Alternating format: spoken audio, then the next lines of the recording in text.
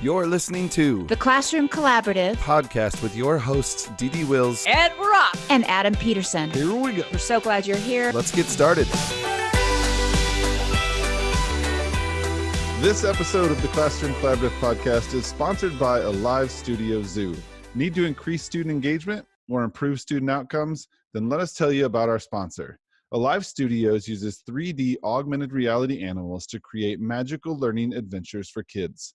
Learning the foundations for reading and math while interacting with the 26 zoo animals will have your pre-K or kindergarten classroom squealing with excitement. They even have apps for mobile devices so kids can make the animals come alive at home. I've personally been using their products in my classroom for years, and I can say for certain that my kids loved it. Be sure to check out alivestudiozoo.com to join all the fun. Their programs are also great for language learners, special needs, and at-risk intervention. Welcome back to the show, everybody. I am Adam Peterson with... Hi, I'm Dee Wills. How are you, Dee? I'm good. How are you? I'm doing great. It's good to see you again. And I'm so excited to have our guest on today. We haven't had a guest for a couple episodes, but this is someone I've been wanting to bring on ever since I met the guy. So back in November, you all know if you've listened to this for any time now, that I gave a TED Talk. And at that TEDx event, the opening speaker was someone who just inspired me. In rehearsals, really, I got to see his rehearsal, and then I got to see his talk, and we've kind of become friends since that date. He and his wife connected with me at the after party events and whatnot, and we've just stayed in touch, and so excited to bring on, I like to call him my friend, Mr. Justin Sandler. How are you, Justin? Hello. Hello, my friend. Hello, my friend. My friend.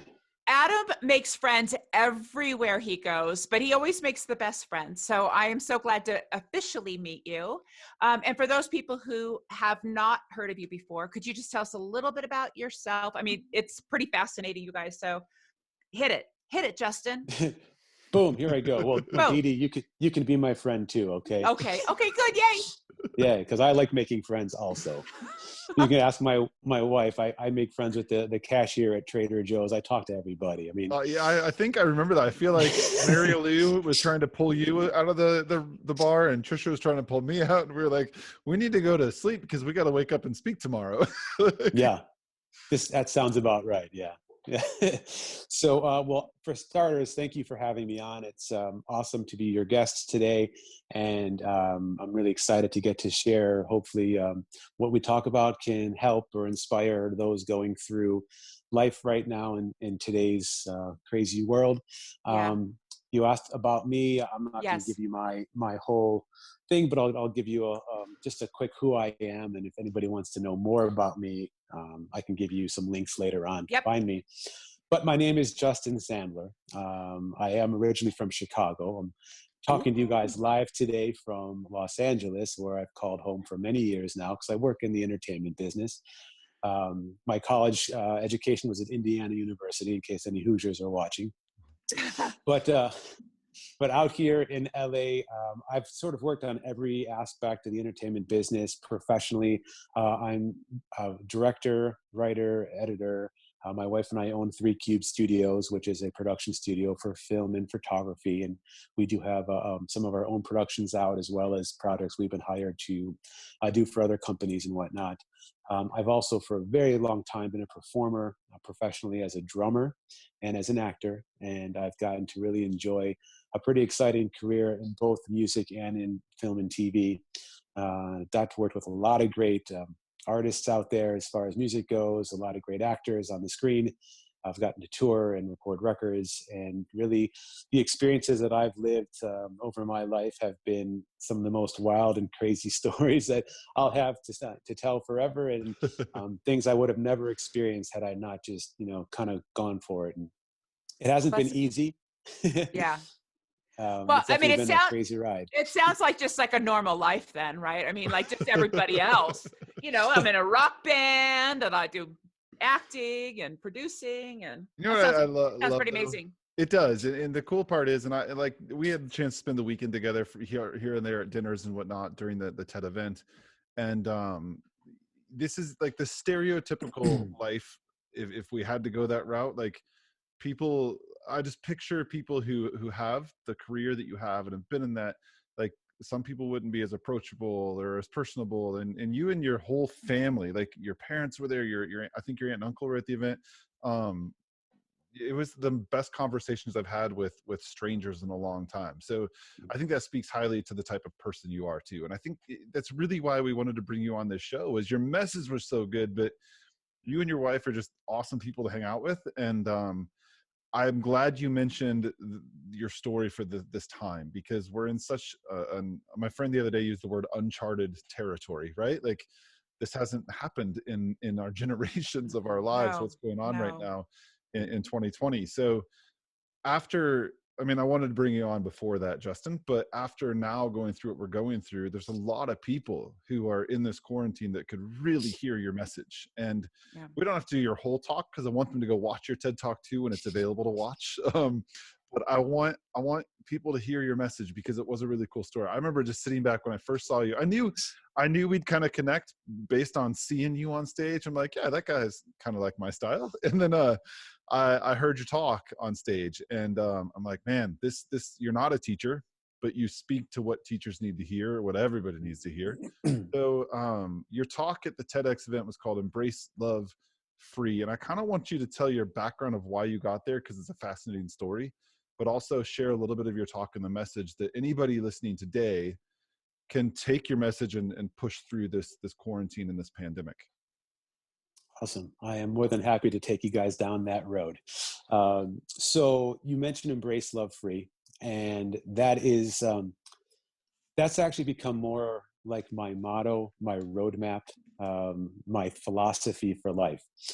And the TED Talk itself became a more academic version. So you say, like, as a teacher, I guess technically we're all teachers. We all have something to teach someone somehow. But we more specifically made the title of the TED Talk, 3 Steps to Overcome Any Obstacle.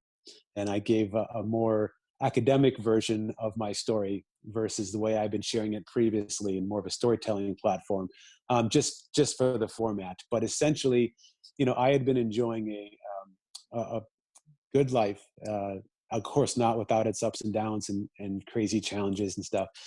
But by the early part of 2017, I had seen my music, my acting, my filmmaking, even my physical fitness all kind of reaching some of the tops. And I was really seeing that my life was taking off in a place that I had always wanted it to. And it was all sort of coming together in a really interesting way. And I was really excited for what was next.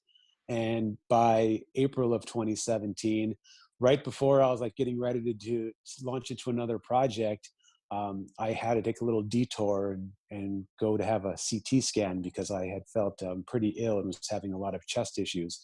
And that scan came back with a unknown at the time mass that was growing inside of my chest.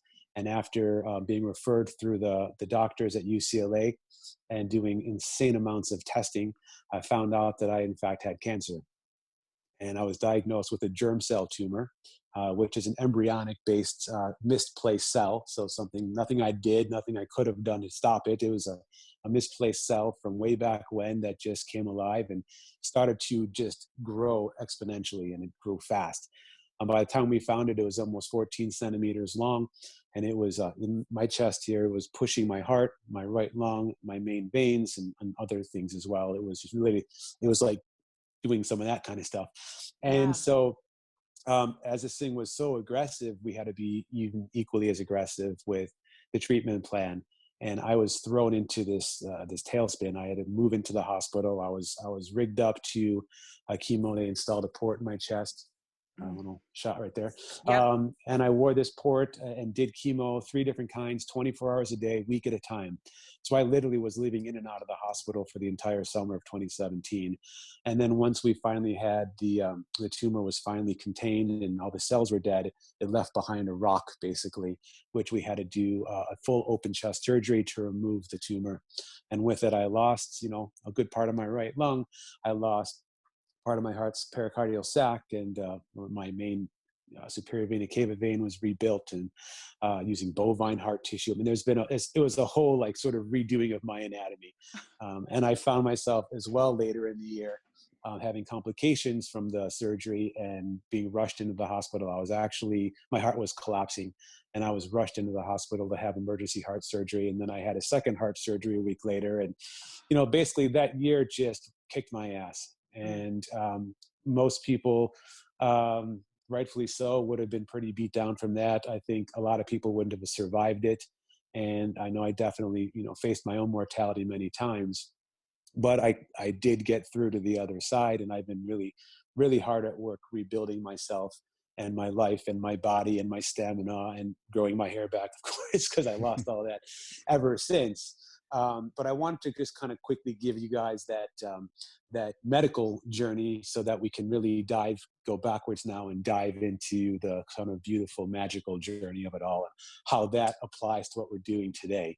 I think I don't want to interrupt your story, but I love that you in your TED Talk, I know you do this too. You carried humor throughout that as well, because I know Justin hasn't mentioned it here, but he's been a vegan, practicing vegans for 9 years now. Is that right? 2011. Yeah, 9 years. And your joke was they replaced your heart with what? I know it's got a good zing in the TED Talk, but yeah. So they rebuilt my main vein in my chest with bovine heart tissue. So I woke up and they gave me all the results of the surgery, and they said, so essentially we had to use the heart tissue from a cow to rebuild your vein, and that wasn't disclosed beforehand as in the things that may have to happen. Right. They told me I might die, but they didn't tell me they might have to put another animal inside of my body. And so when I found out, I was kind of mortified. I was like, oh, I mean, as a long time vegan, it was quite shocking to find out that I had cow inside of myself. Yeah. And I thought to myself, man, now if I did ever go back and eat meat again, I'd probably be a cannibal. Right. Maybe it was that cow's way of thanking you for going vegan for so many years. Yeah. Right. I guess, and, I mean, we've saved a lot of cows' lives, I guess, over the years. There you go. So they saved mine in return. But I had to point that out because, and you guys that are listening or watching this, I know we're still waiting on his TED Talk edits, but we'll link it all on his website and it'll be there when it is available. But when you watch this, my favorite part of that is the way you humored yourself with that, because your story is so deep, right? Like there's so much that could have gone wrong with this, and you face things that a lot of people have not or will ever face in their lives. And the fact that you were able to carry through with kind of a giggle here and there, this just speaks volumes about the type of fighter you are, I guess, if that's the most uncliche way to say that. I don't know, but yeah, it's let me look at my book of cliches and see if there's a better one. But if not, we'll go with that one. All right. Okay. Yes, yeah, and I personally wouldn't use the word fighter, but you'll learn why in a minute. But yes, humor is essential, because I mean, there's so many reasons why, even laughing in general raises serotonin. I mean, there's so many reasons that humor is important in life. But when you're going through something so dark and so deep, especially when you're retelling the story of it, you just can't be the bummer. You got to really give it life. You got to tell a story and hit all the moments and all the emotions. I actually in 2019, I turned my whole story into a one-man show. I wrote a 90-minute play, essentially, of me playing over 20 characters, playing drums, doing songs, and doing all this acting, plus having videos of my actual journey, since we did live videos throughout my entire journey. My wife and I did a lot of them together. And I had, in my show, 40 some odd videos, clips of as I was progressing, from my hair falling out to getting sicker to everything I was going through. So you got to see funny stuff happening on stage, and the reality came through the videos. And then I'd come back out in some weird shtick. I mean, my tumor had his own character in parts of my body. I mean, I just really animated it all and made it really fun and funny and endearing in a way that you could tell a story with an important message and keep people excited and interested, and not just make everybody leave feeling like they want to kill themselves. I mean, it's really important, I think, to anytime you're trying to infuse a message or tell a story about something so deep and so dark, you have to make it entertaining. And that was the main goal of making my one-man show. So to get to the name of the one-man show, as well as what you mentioned earlier, Embrace Love Free, this is something that came to me early on. It was right before I moved into my first round of chemo. I practice a lot of different spiritualities, and I like to go real deep. I've been doing a lot of, self improvement and self work for a long time. And I think that's really important. I think that's one of the big messages I like to convey to people, is that, a lot of times we wait until something is going wrong before we start eating better or working out, or, a lot of people, like, when they're ill, they suddenly find God or big spirit or whatever your way is. And I think that if you give yourself the ability to find those things when you're not sick or hurting, and when something inevitably happens, because no one gets, through life without little things, big things, it doesn't matter. We all are faced with stuff. You'll be in a lot better of a position to deal with what you're dealing with. Even going through the COVID and everything being stopped right now, the people who have been practicing different, modalities and philosophies are handling this way better than someone who just kind of was going about life sort of in the clouds, and now suddenly it's like, bam, and what do I do? And you're just sort of facing it with nothing behind you. Right. No So tools, right? No tools. You need to have the tools in your kit. So I had already been eating healthy.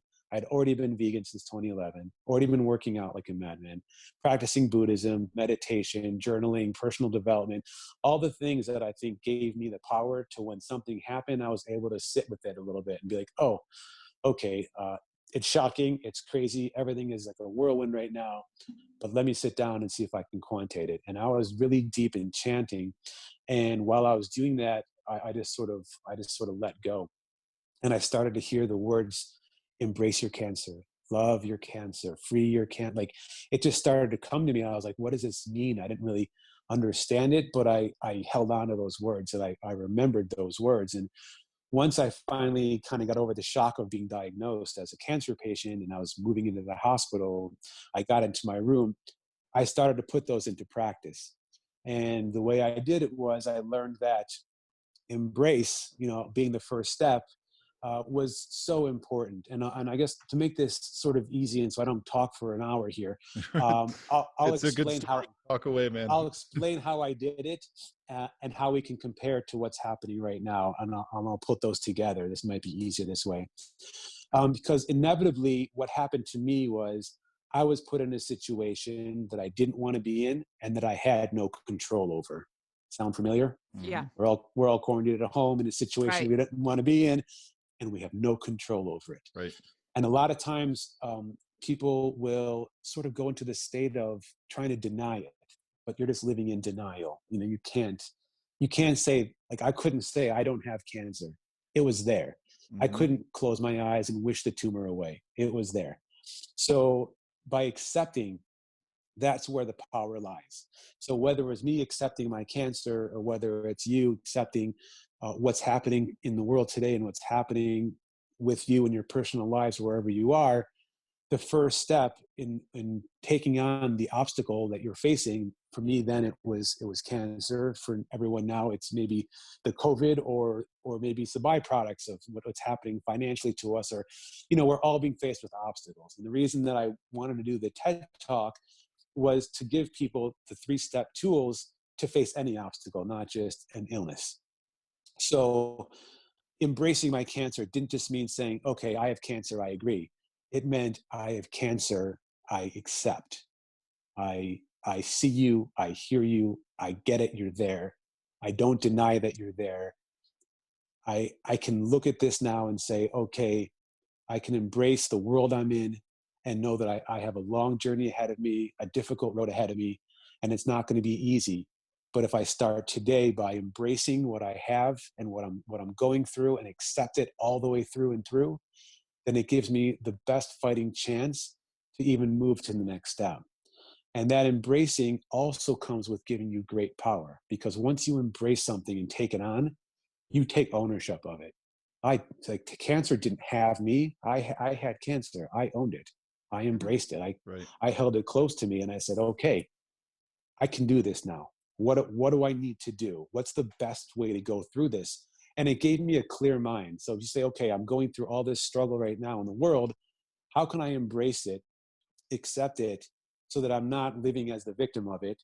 And instead, I can figure out what can I best do to live my life through it and to go through these days in the situation I'm in. So for me, what that looked like was, moving into my hospital room. It didn't mean just laying around and mindlessly watching TV all day and all this stuff. It meant I turned my room into essentially like my sanctuary. Had essential oils. My wife helped me set it up every time. I'd have little electronic candles. I bring in instruments and singing bowls and beads for chanting. I had journals and books. I brought my own food in, and I really created a space where I could thrive. And every day I woke up and it wasn't like, oh, I have cancer and I'm going through chemo and I feel sick today. Sure, I did feel sick a lot, but it was now that I'm in my room, what can I do to start my day a great way? And so I'd order my breakfast, I'd sit up, I'd chant, I'd meditate, I'd do some journaling, a little bit of reading. I'd eat my breakfast, I'd get myself sponge bath, and I'd go take a walk around the floor, get my exercise in. I would make conversation with other patients. I'd talk to the nurses. I just really found a way to raise my vibration. And that raising of my vibration, I think, really helped with the healing and helped me deal with the side effects because they were pretty hard to go through. So one thing anyone can do right now is think of different things, modalities, whatever speaks to you, and how can you raise your vibration? What are some things that you can do right now to really raise what's going on with your life, to give you more power, to give you more inspiration, to turn this time into value versus being the victim of what's happening to you. So once you really get the embracing part down, we move to what's really the biggest, meatiest part of this, and vegan meat joke there. This is the love section, right? So by loving what we're going through, and this is the hard pill to swallow for most people, but yeah, okay, embrace it, I get it. But how am I supposed to love this? Right. And it's like, well, I don't see any way not to love it. Now, here's the thing. Anytime something happens to us, we always have the choice to react in which way we're going to react. We don't choose what happened. We choose the reaction. Right. Where's their power? I mean, there's power in love. There's power of vibration. Really, I mean, I get a little woo here with you guys, but love is the energy that vibrates bigger and higher. It is known to have healing properties. It's known to have a positive effect on those around you. The opposite of love is really fear. And so where you're coming from a fear-based, lack-based mentality, what's happening is you're becoming very small. You're playing small. Your energy is very small. And you're more susceptible to things happening to you. And you're going to have a harder time overcoming your challenge unless you can say, you know what, forget it. I'm dealing with this huge obstacle. What are some ways that I can be in love right now? You don't have to love the obstacle. I chose to, but you don't have to love the obstacle, but you can love the space you're in. You can love what you're doing, about it. I mean, a lot of people are saying, okay, I'm stuck at home. How can I vibrate in love? Whether it's improving your relationships, whether it's working on a project you've been, putting off, whether it's getting some organization done in your house, whether it's saying, hey, I lost a job that I hated and now I have a chance to reinvent myself. I love this. I love the opportunity for a reset right now, to get back to myself, to get more in alignment with myself. Because a lot of times we're so busy and we're hustling. And I was so busy and hustling too. I was doing a million things at once. Right. And I was out of my own alignment. I had to find that center, that really strong foundation, so that I had power in that. And so I chose to love being in the hospital and love all my nurses and love the family and friends who came to visit me. I then took a step even further, and a lot of people had no idea like how or why I would do this, but I chose to love my cancer. And what I did was I started to radiate love towards cancer. I started to radiate love towards the chemo, which, at first I was very resistant to it. I mean, it felt like it was poison. I didn't want to do the Western medicine. I had no choice. I felt like it was poison. But then once I said, I looked up at my rig of all the chemos and the other medicines that were dripping into me, and I started to chant and I started to send gratitude gratitude and love, those two things, gratitude and love, constantly. You're coming in me, yeah, you're doing a lot of damage, but you're also saving my life. So let me give you love so that my body will accept you more. I started looking at my tumor in my chest, and I said, you know what? I need to have a relationship with this tumor. I need to love it. So I would chant to it. I would talk to it. I eventually named him JT, Justin's tumor. I would hold my chest. I would literally in deep meditation and chants, and I would say, I love you. I'm grateful for you. I appreciate you. You have become my greatest mentor and teacher. And even though this is really hard, I am learning right now in a short amount of time more than I have learned in my entire life. Learning about myself, learning about the world, learning about life, learning about value. So how powerful was that? I mean, a lot of times it takes us getting really backed into a wall before we sort of come out swinging or come out with some new perspective or new inspiration. And what this gave me was the ability to really understand life at an even deeper level. Right. And I think there's so many ways. I mean, that's a deep story, but if we think about how that can affect, even we're not in a situation like coronavirus, but how that can affect your life in multiple times. I want to dive deeper into that, but before we do, let's take a little break for our sponsors real quick. If you're a mom, dad, grandma, grandpa, guardian of any sort, and you're concerned about your children being out of school for lengthy periods of time, I get it. I'm a dad, I'm a kindergarten teacher, I understand the struggle. That's why I love this free mobile app and these journals from my friends at Alive Studios. This free mobile app combined with these journals makes animals pop up in 3D augmented reality to make learning fun and alive. Your kids can even take pictures with the animals in your own home. All you need are these magical books for learning letters and numbers, pair them with the free app, and you're ready to rock.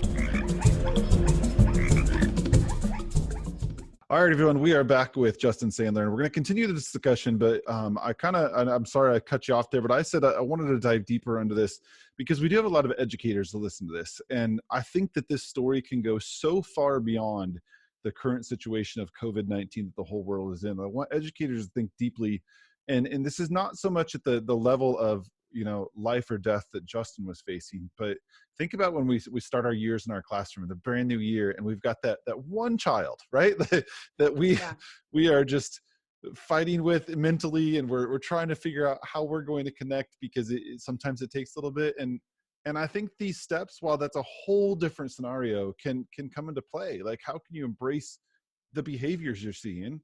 And in fact, love those behaviors, because every child has something going on that we know nothing about. Just like Justin had something going on that he really knew very little about, right? Didi, I feel like that's a way to I was, as he was talking, I was thinking the same thing, because oftentimes we have, you know, in our classrooms or in the moment right now, wishing that it would go away, wishing that it wasn't here, doesn't change the fact that it is here, and that perhaps that child who is, you know, taking 90% of your energy right now is here.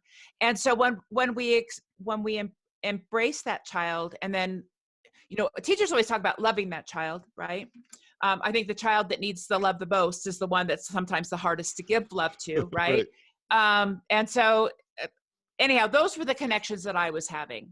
Yeah, me too. So that is in no way me, listeners, comparing a child to a tumor. Please don't take it that way. I'm just trying to relate this to our listeners, because I feel like, and I know I said this at the beginning of the talk, that as soon as, and I remember looking at my wife during this, I looked at my mom during this, our whole family, and I think everybody in that theater that day, Justin, was impacted by what you had to say. And I'll never forget the uniform, the whole crowd going, when you mentioned the word cancer for the first time, because we saw you as this rock star on stage. You're talking about living life to the fullest and working out and all those things. And I'll never forget that moment where I was like, oh my gosh, this is not where I expected that talk to go. Yeah. And we immediately thought that it was going to this decline, but you raised everybody's spirits and kicked off the day. So let's continue there. You had talked about how you were loving everything that was happening to you, which is a very hard thing to do in that situation. I don't speak from experience because I've never been in it, but I can't imagine how hard that had to be to take that initial step to start the love process. Yes, it was hard. And real fast, we are on the same day here, but I got a little cold during the break, so I put on the hoodie. It's raining and cold in LA today. Weird. scared. Everything, the whole world's going nuts now. Yeah, you know what? It was hard. And the hardest part, I think, was the fact that I had so many things going on and I was working on so many projects, and life was going in a certain way that I had expected it to go. And then I had to stop everything. I had to literally, like, all my agents got the call, Justin can't be submitted on any more jobs, no more auditions. I had to leave all the bands I was playing in. I had to stop production on a film that I was getting started to work on. I mean, I literally had to shut it down and just focus on survival at that point. And that's where I was really frustrated, because I went from, you know, working so hard to get to a place to have to just stop it all, not knowing how or when, if I'll ever get back to where I was. And so getting over that part for me was really hard. That was a big challenge for me to overcome as far as that goes. Once I did the embrace exercise, though, once I really sat with it and embraced it, I didn't feel that as much anymore. The embracing really freed me of feeling like I was missing out. And so once I got to the love section, I was already past the stuff that was really that hard. And it felt very natural for me to move into this space of love. And when I found myself, I was out in my yard one night and I was chanting to the sky, and I was kind of swaying. And I started to, like, literally form that relationship with the tumor and connect with it. It really felt beautiful and natural to me. And something really, really important kind of kicked off in my brain when I realized that cancer is not the enemy. The tumor was not my enemy. And this happened to a lot of people right from the day one. Were like, Justin, you got to kick its ass, man. F cancer. You got to go to war with it. You got this. Beat it, buddy. And all that stuff felt so negative. You know, I've watched over my lifetime more wars declared on things, you know, not just real wars, but the war on drugs and the war on crime and the war on poverty. And guess what? They've never worked. You don't solve problems by declaring war on them. You have to bring problems in and create a relationship with it. And that's where I really felt like, no, like, that's very negative and very low vibration in my world. What I need to do is raise my vibration. So by switching it to the other side, and the way I did it was, I realized that the cells in my tumor weren't evil, they weren't demonic, they weren't bad, right? This was a cell that got misplaced. It got stuck along the way when I was just an embryo. It lay dormant for all these years. Something jarred it loose and it woke up and it tried to just create whatever it was supposed to create. It really didn't have any programming outside of, I'm supposed to do this, move, go, duplicate, create. So the cells rapidly growing was just like any life form, just trying to survive. So I really thought to myself, how could I be angry or declare negativity and war and hatred to my own cells? It's part of my body and it's living inside of me. Why would I want to send anger and hatred and negativity to what is part of me? That doesn't feel right to me. It felt way better when I said, you know what, I accept and love this thing that's part of me. We have to do something about it. You can't stick around. I would talk to JT and be like, listen, buddy, you know, I love you. You're great. But only one of us is getting out of here alive, and it's not going to be, you know, you. So, you know, it was sort of like that feeling of like, you've done your job. I don't hate you or blame you for just trying to survive and do what you were programmed to do. You're just a cell that grew into a lot of cells. All right. But also it is time to go. And so instead of, it was let go. I gave it permission. I said, you did your job. I know you didn't do the job that you were originally set to do, but the job you did was so much bigger than that. You've taught me so much and changed my life, and I'm going to go and change other people's lives from what you taught me. So it's safe for you to let go. It's safe for you to go away. It's safe for you to die off peacefully, knowing you've done your job. This is some of the dialogue I would have. And again, taking that same obstacle, whether it's COVID-19, whether it's money, whether it's a student in class who's you don't know what to do with, and bringing them in and saying, hey, this person is just trying. They're trying. They're not trying to be bad. They're just trying to survive however they know how to survive. How can we love that? How can we give love to that? How can we see it from a different perspective and realize the opportunities that exist there versus the negativity that could happen? You know, Right. a lot of kids who might have, you know, learning disabilities, and I found out not too long before my cancer that I was ADHD, explains a whole hell of a lot from my childhood, but that was never diagnosed back then. But you know, a kid who's all over the place, you might look at him as like fear and anger and frustration and I gotta fix this kid and fight this kid and beat this kid. And it's like, wait, what are all the gifts? Like I realize that I might be all over the place and sometimes hard to reel in. You know, my wife can attest to a lot of that. But at the same time, you know, ideas come to me from all over the place, and my mind's here and it's here and it's here, and I got all these projects going on, and there's a lot of benefit. Is learning how to harness it and learning how to work with your circumstance, and that is essentially what it comes down to with whatever we're going through in our challenges, big or small. We all have a set of circumstances that we just need to change our perspective on it. So I really kept pushing that to people. Everything is about your perspective. So whatever challenges you face, and I say this, cancer is a huge challenge, you know, but having a bill you can't pay is a challenge, or having a cold or whatever. I mean, there's so many challenges that we face every day, big and small. All right. They're not all going to be cancer, nor should they be. But with every challenge, we have our choice of how we're going to face it. And we can face it, you know, in the negative, lower vibration, or we can choose to just rise up and say, okay, how can I embrace this? How can I love this? How can I take what's going on, whatever this challenge is, and turn this into inspiration? How can it help me become a better person? Even bigger than that, and this is what really helped me go through, is how can I take this and help more people? And that's a big reason why I kept putting the video. I mean, I would do live Facebook and YouTube videos from my hospital room when I was feeling and looking my worst, knowing that I was going through a struggle perhaps, and I would share it.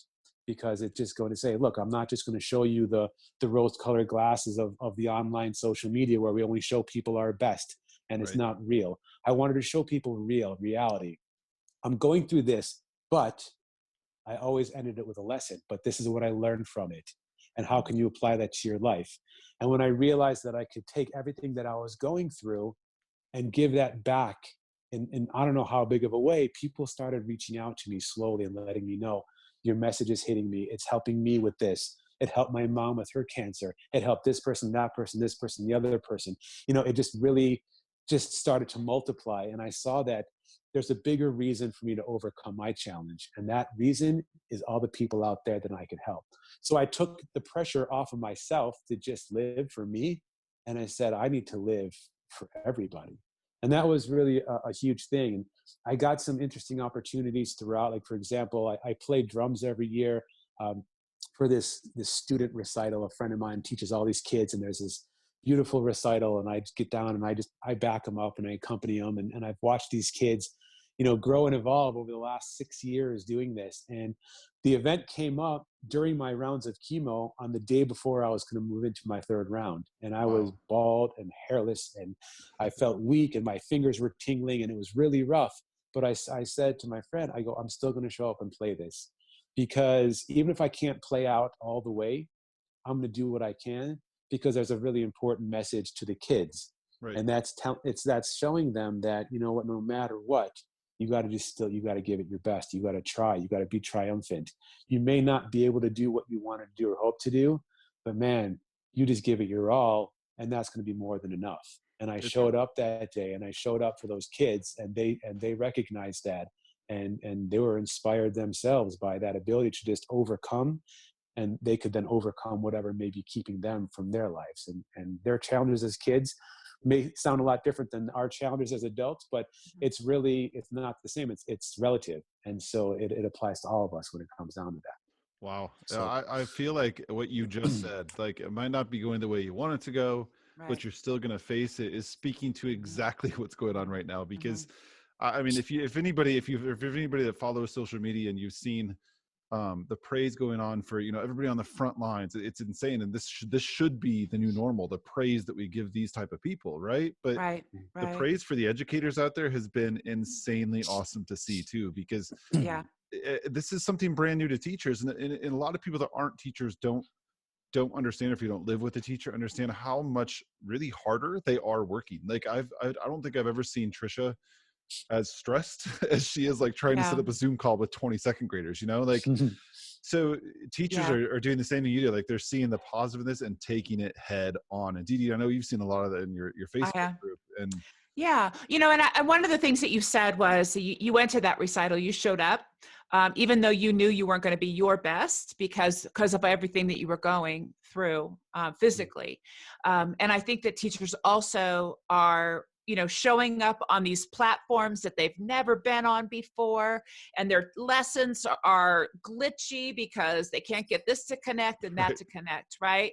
But at the same time, they're just doing their best and showing up and sharing their love with their students, because their students need to see them. You know, they need to connect with their teacher. That's a sense of a little bit of normalcy. And so, you know, giving ourselves some grace and saying, hey, you know, this may not be perfect. However, I'm all in, and tomorrow might be better for me. So yeah, that all in word is perfect. And I don't know. I feel like we've done this before. I remember when we had Tara Martin on our podcast, Didi, and yeah, we just kind of nodded the whole time, like yeah, people could the whole really see time. us. Like Yeah, this has been such a good conversation. Like I I'm agree. so glad we had this too, because the TED Talk was what, 10 minutes long. Like I've gotten to hear so much more about your story, but I know that's not where it stopped, because you got better. You're doing really, really well. So how did we get from that point where you're like, I got this, to setting it? I know you would use the word set it free. Absolutely. Well, before I get to that, I wanted to just acknowledge something you said, Didi, about all in and showing up, and the teachers that are doing that. And it's not perfect, but they're still showing up. But again, if you practice my model philosophy of embrace and love, not only are they still showing up, which is huge, but I guarantee you, through all of this, there is going to be some tremendous growth that would have never Yes. happened. Right. Yes. Connections that would have never happened. Yes. Insight and knowledge and relationships. And there's so many things. There is so much positivity that you can find in it. And really, that's where the gold lies, is finding those silver linings, finding the growth that comes out of it. You know, every time we face a big obstacle or challenge and we overcome that, we always have a very big benefit that comes with it. And so a lot of people try to avoid their challenges in their life, but really it's the challenges that is where we grow. That's that outside of our comfort zone, that sort of cliche saying, but that is where growth happens. And so sometimes we need to be thrown into something really insane so that we have to adapt and change and learn, how do we grow? How do we thrive? How do we make this the best we can? And what are some ways that we can really elevate our life and the lives of those around us? And this is a perfect opportunity for so many. One of the things that I used to say to my parents all the time when I was in the classroom, and what I say to teachers now, is that the learning is in the struggle. Like that's where we have our learning take place, whether it's academic or personal. That's where we have that opportunity. So yeah, I think I get you, man. Oh yeah. I feel like you could have been a teacher, Justin. I know. I mean, yes. So tell us more. Well, I'm not a school teacher, but I am a teacher. You are. Yeah. You're teaching me a Like lot. I said, we're all whether we think it or not. I didn't ever think I was, but I realized that, you know, anytime that you explain or help or guide or teach, you are in essence becoming a teacher of something. I'm just not a school teacher. I know you taught everybody in that audience something that one day. Even my daughter afterwards would have conversations with me, and she was 10 at the time, or 11 at the time, and I would still talk to her. She's like, so every time I say, like, I'm going to chat with Justin, or I get a text from you, she's like, you mean Justin that talked about his cancer and that? I'm like, yeah. And she remembers that. I think she remembers it because of the message you spoke about overcoming it, right? So yeah, you're teaching everybody something new on a daily basis, man. You're right. Yeah. I'm honored for the opportunity to be here to do that. So let's take us into the home stretch here. and get some of the more the payoff on how to actually move out of this and through it. So there's an interesting thing that happened to me, and I think that will happen to a lot of people when going through their obstacle. You've embraced it, it's in there, you're good, you love it, you're vibrating in love, you're learning, you're inspiring, you're helping other people, you're thriving in this place, which I felt like when I was in my hospital room during chemo. I felt like I never was closer to enlightenment than I was sitting in that hospital bed or whatever. I was talking to nurses. I was spewing wisdom that was coming out of nowhere. I just really felt like I felt like I put myself into this place where I really had the greatest opportunity to vibe in that highest place. And it felt really good, juxtapositioned with the vomiting and the awfulness that I also felt. Now, when I went in and finally had the open chest surgery and I came out of that procedure, I was completely wrecked. I mean, I had tubes coming out of me through my rib cage and everything. I was in the ICU for over a week. I couldn't eat for the next month. I couldn't even lift my own, like I was like a baby. Like my wife had to like lift my head up, move me around. I had a hospital bed in my bedroom. It was like I literally was helpless, and it was really hard to go through that space. And I actually dipped down again. And it became really frustrating because I couldn't physically do so many things because of the surgery I had. I was 30 pounds lighter than I had started out with. I still looked like I was dying, and I couldn't do anything for myself. And at that point, I wasn't feeling as enlightened anymore. And I'm like, wait, what happened to my great lesson and my philosophy? I'm losing it. And I felt like over the course of the next couple months, I was like, it was leaving my grips, and I was letting it leave my grips because I started to fall back into the smallness and the victimness again, because that was such a pattern that I was used to in my previous life, not in the past life, but in previous cancer life. But, playing small and being sort of a victim of what was happening to me. And I guess because I was just so beat down, that it was just, I was like, okay, so this is, but I found out that this is normal because, we're going. And then something inevitably is going to try to kick our asses again. And we're going to have to really, now it's like the home start where you got to really, it's like that last couple miles of the marathon where, you're falling apart, but this is where the money is made. This is where like it all really comes together. And this is where you can't give up, even though it's going to be like the struggle like this. Holy cow, struggle. Now I got to find that dip. And what happened was I was still struggling a lot. I still felt closed down emotionally. There's a whole nother section of this journey that I tie to my emotional heart and my emotional closeness, which also gave me a lot of power in taking responsibility for living with an emotionally closed heart for most of my life, and then growing a tumor into that heart. I can go really deep with that, but that's a big part I play in my show as well.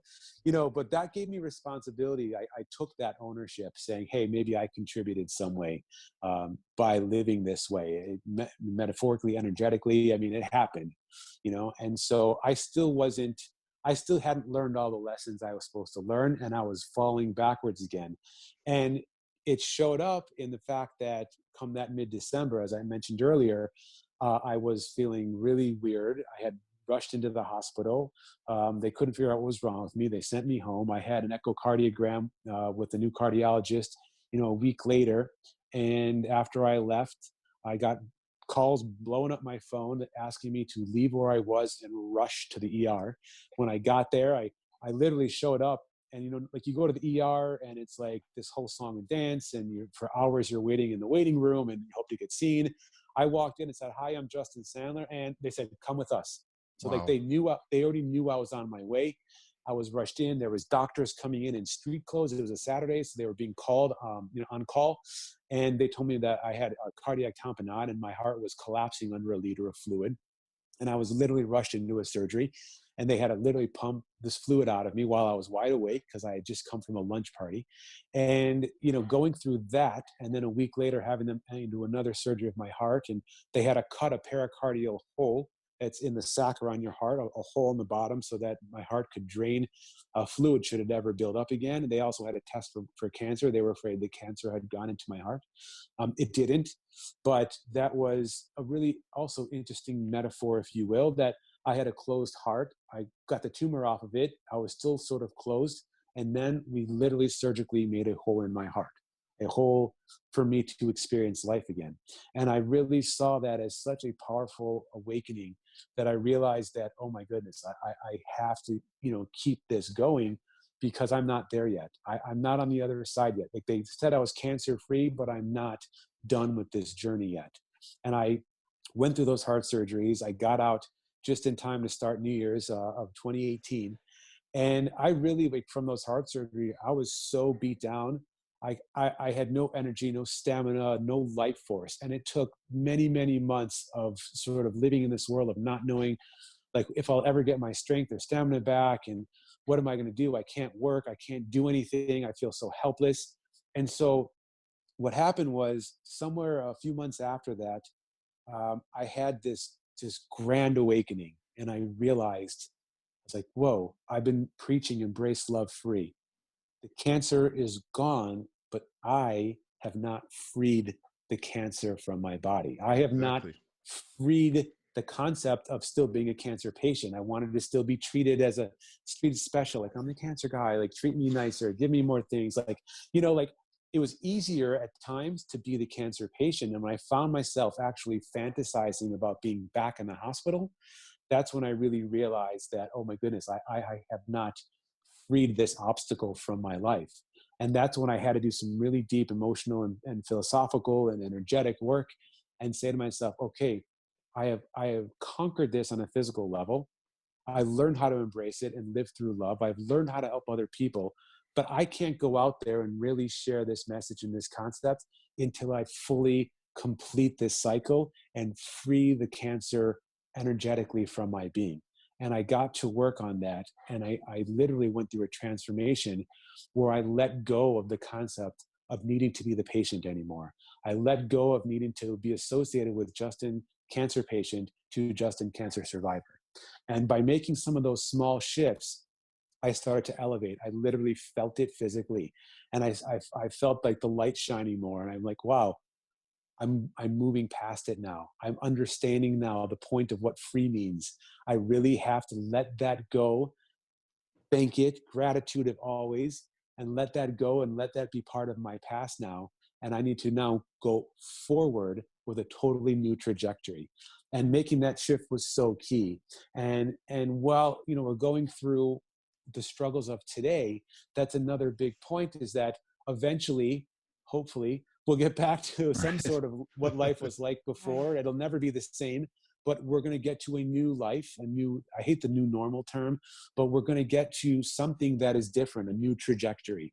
Mm-hmm. And so the point is that once we kind of get to go back out there and sort of recalibrate and relaunch our new lives, this is the time to leave the other stuff behind us.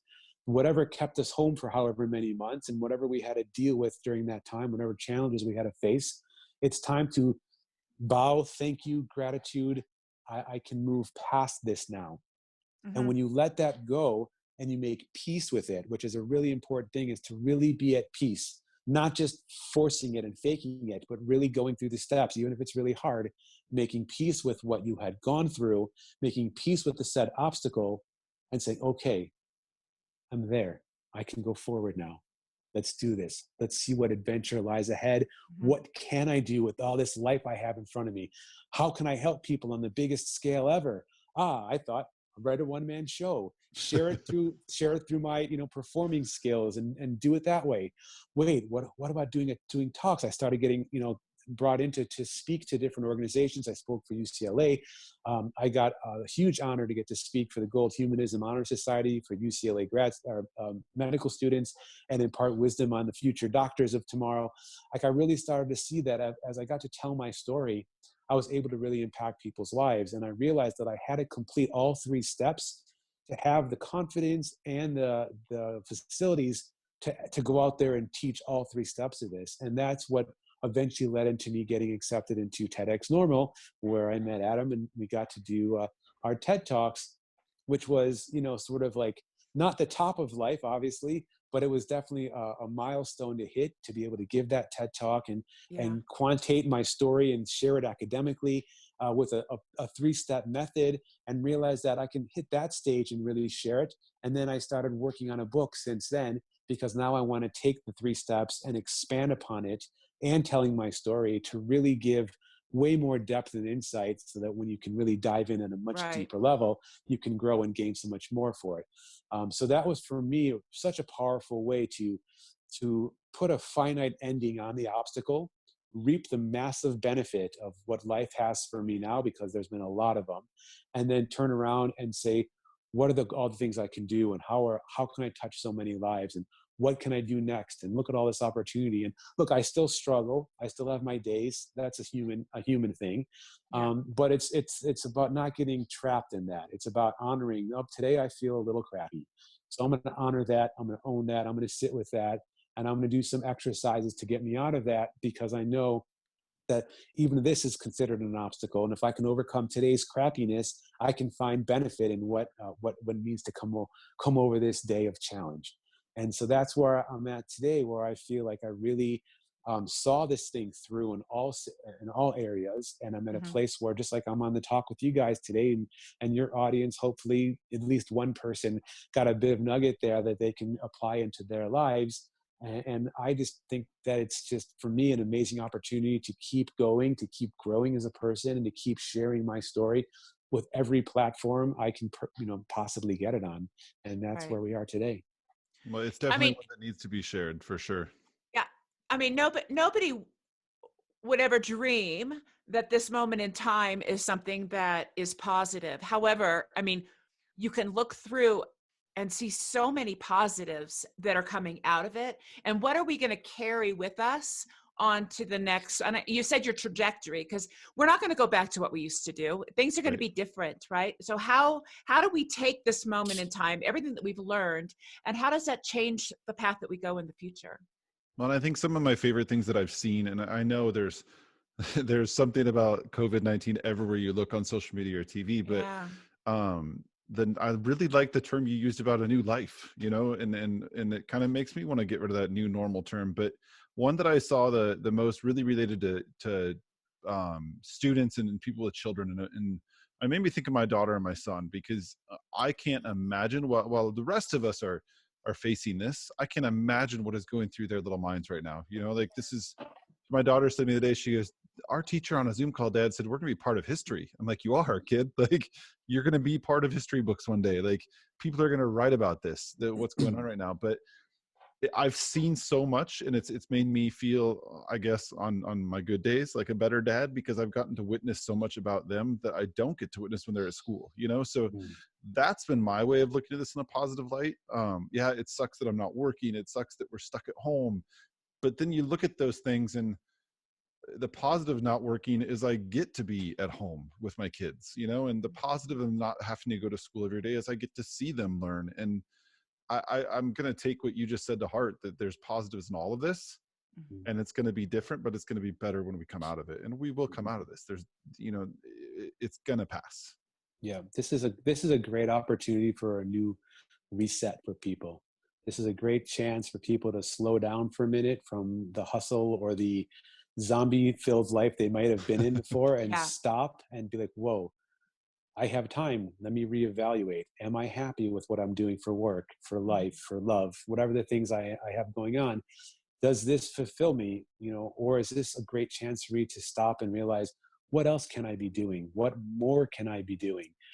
Because look, after facing my own mortality, you start to realize that, you go through life, and then you get old, and then you die, or whatever may happen. And you don't want to look back and be like, oh, I wish, I was just so busy. Yeah, I should have, would have, could I could have been yeah. doing these things. It's like, you know what, if this is anything, it's a wake-up call to people saying, look, let's take life a little more seriously, and let's take the hustle of life a little less seriously. Let's find out what we can do to be our best person, and let's use this as the greatest opportunity we've ever faced versus the greatest downfall we've ever faced. And no, let's not call this a new normal, because new normal in the cancer world especially has to do with not having your faculties the way you used to, and getting used to living less than the person you are. And I refuse to go down the new normal with those connotations. It's a new opportunity, it's a new life, it's a new adventure, it's new, it's beautiful, it's like a rebirth. So here's your chance to start over. You know, are you I going to think go that's right back to where you were, or are you going to take this opportunity and, you know, hit the ground running with it? And that's what I really want to impart on people is, you know, take what you've gone through, go through the steps, whatever it may be, the good, the bad, the hard days, etc. But really put this together and see what an opportunity we have to really redefine ourselves and move forward in a life that we could have never imagined beforehand. I think that's the mic drop moment right there. Like, Yep. that's a good spot. So And that's today's show. there we go. So thank you so much. Thank you very much. Justin, we really Thank you. appreciate this more than you know, Yes, for sharing your thank you. story and inspiring us. We will link all of Justin's information in the show notes below, but just search. Got all my notes. Check his website. Yes. Yes. He mentioned it earlier. We're going to put it down below. Search him on YouTube, and we'll see you guys in the next episode. Thanks for sticking around. Thanks, you guys. Bye. Thanks. Hey, thanks for listening to the Classroom Collaborative Podcast. If you are enjoying these episodes, please make sure that you subscribe wherever you are finding them. And share and rate it so others can find it as well. We'll see you guys on the next episode. Thanks for listening. Bye.